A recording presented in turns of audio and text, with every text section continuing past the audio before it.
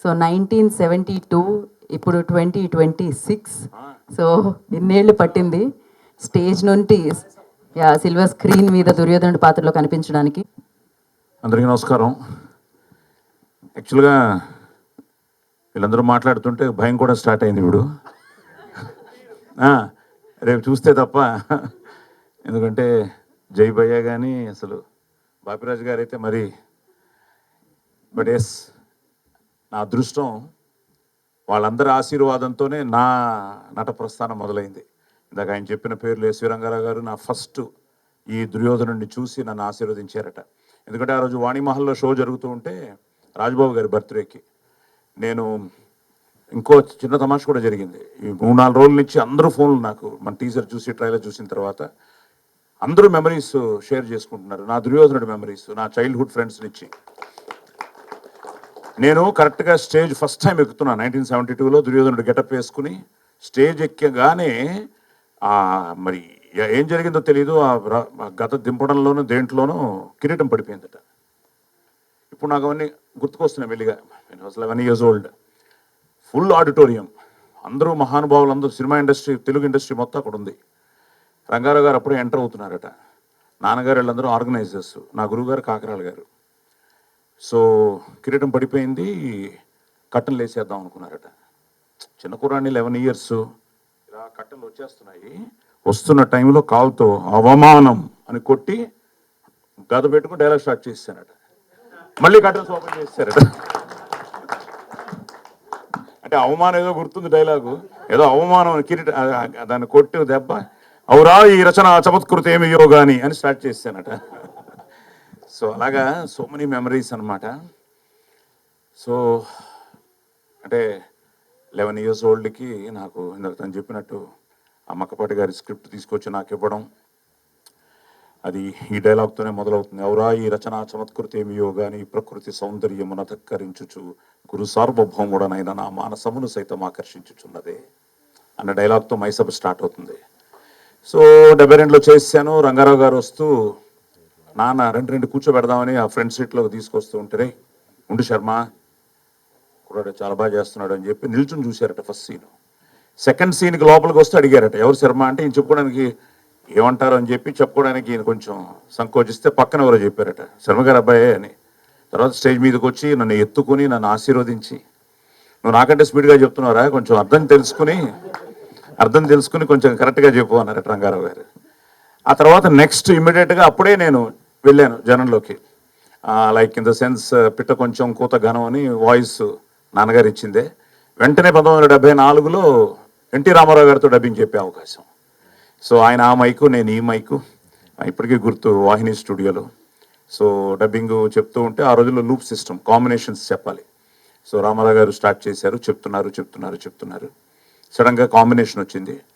ఆయన రెడీ అనగానే లేదు సార్ ఆ కాంబినేషన్ అంటే ఎవరు అన్నారు. నేను బాబు రెడీ అన్నాను. ఆయన ఫస్ట్ టేక్, ఆయనతో పాటు నేను ఫస్ట్ టేక్ చెప్పాను. అప్పుడు నన్ను పిలిచి ఎవరు ఏంటి, మన శర్మ గారు అబ్బాయి అన్నారు. ఆయన కాళ్ళ దగ్గర కూర్చుని మళ్ళీ మొదలెట్టాను, అవురా ఈ రచన.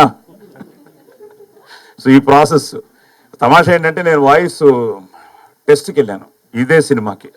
నాన్నగారికి మెసేజ్ వచ్చింది, రే రామారావు గారితో డబ్బింగ్ రా, అది రా జమున గారు అటు, మరి ఏంటి జాగ్రత్త అని చెప్పి పంపించారు. వెళ్ళిన తర్వాత నేను మాస్టర్ విశ్వేశ్వరరావు ఒక ఆర్టిస్ట్ ఉండేవాడు. సో మా ఇద్దరికి వాయిస్ టెస్ట్. వాడు అప్పటికే చాలా పాపులర్ ఆర్టిస్టు. సో వాడు చెప్పేసాడు ఏదో, రాధా ఇప్పుడు గీత అనుకుందాం, గీత నేను చూస్తుంటే నాకేమనిపిస్తుందో తెలుసా అని లెవెల్లో ఒక డెవలప్ చెప్పేసాడు. మనకు వచ్చిన జీవితంలో అప్పుడు డైలాగ్ ఓన్లీ అవురానే. సరే వాడిది సెలెక్ట్ చేసి వెళ్ళిపోతుంటే నేను పరిగెట్టాను టింగ్ అని. సార్ నా పేరు సాయి కుమార్ అండి, నేను పీజే శర్మ గారు అబ్బాయినండి, నన్ను కూడా వాయిస్ టెస్ట్కి రమ్మన్నారండి, నా వాయిస్ కూడా ఉండు బాబు కొంచెం ఆపు, వెళ్ళి చెప్పను ఒకసారి అన్నారు. నేను వెళ్ళి అవురా అన్నాను. బాబు హౌరాలు వద్దు, ఏదైనా మంచి లవ్లీ డైలాగ్ ఒకటి చెప్పు అన్నారు. మనకేమి రావు. కానీ అదృష్టం ఏంటంటే అంతకుముందు వాడు చెప్పాడు కదా, అది ఇక్కడ రిజిస్టర్ అయిపోయింది. నేను మొదలెట్టా, గీత నిన్ను చూస్తుంటే ఏమనిపిస్తుందో తెలుసా అన్న లెవెల్లో డైలాగ్ చెప్పాను. కట్ చేస్తే నేను సెలెక్ట్ అయిపోయాను. సో అలా మొదలయ్యి ఎన్టీ రామారావు గారితో డబ్బింగ్ చెప్పి అక్కడి నుంచి ఏంట్రా అంటే ఎలాగైనా దుర్యోధనుడు నా చేత వేయించాలని నాన్నగారి కోరిక. ఎన్నో స్టేజ్ల మీద చేశాను. మన టీజర్ రిలీజ్ అయిన తర్వాత ఈ ఫోన్స్ కాల్ మధ్యలో నాకు వచ్చిన అద్భుతమైన ఫోన్ కాల్ ఏంటంటే, నేను మా గురువు గారితో, కాకరాల గారితో, వాళ్ళ బ్రదర్తో మాట్లాడడం జరిగింది.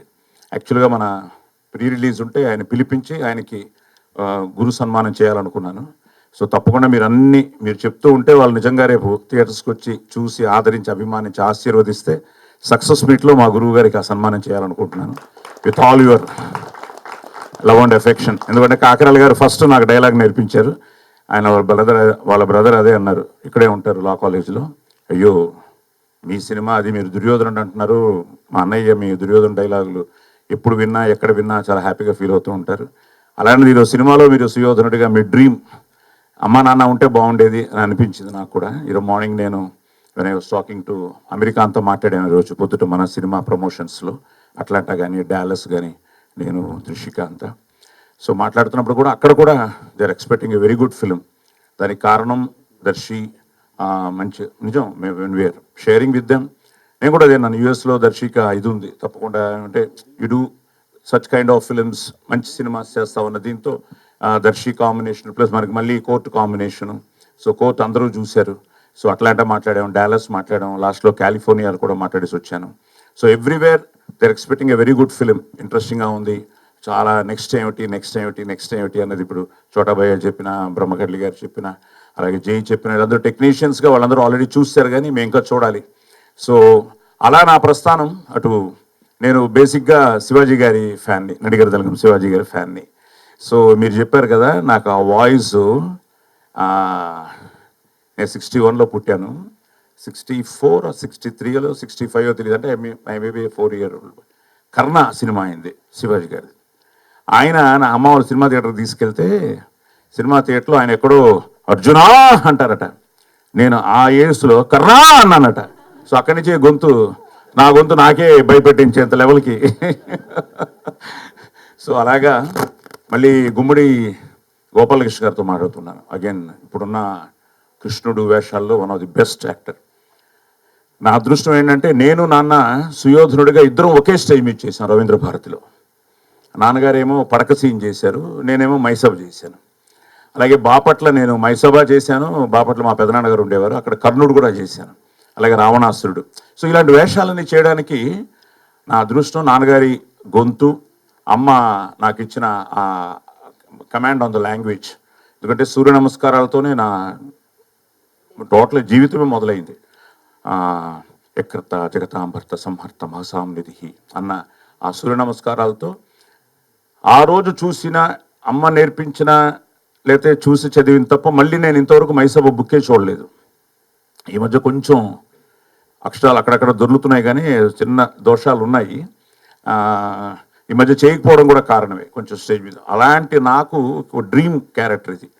అంటే ఈ రోజుల్లో తీయడం కష్టం, తీసినా నాకు సుయోధనుడి వేషం రావడం నా అదృష్టం. సో దానికి నేను ముఖ్యంగా మన మాధవ్కి, ఎందుకంటే యాజ్ అ డైరెక్టర్ తను నేను ఎలా వెళ్ళి తనకి నేను సుయోధనని హాన్ చేశానో తెలియట్లేదు.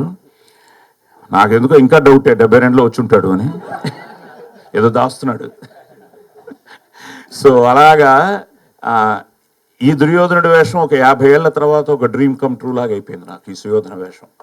బట్ స్టిల్ నేను అదే అడుగుతున్నా మాధవ్, నిజంగా బాగా వచ్చింది కదా, ఆ సీన్ ఎలా ఉంది, ఇక్కడ ఎలా ఉంది సార్, ఆ ఫుల్ లెంగ్త్ అలాగే ఉంచాం సార్ అంటున్నాడు.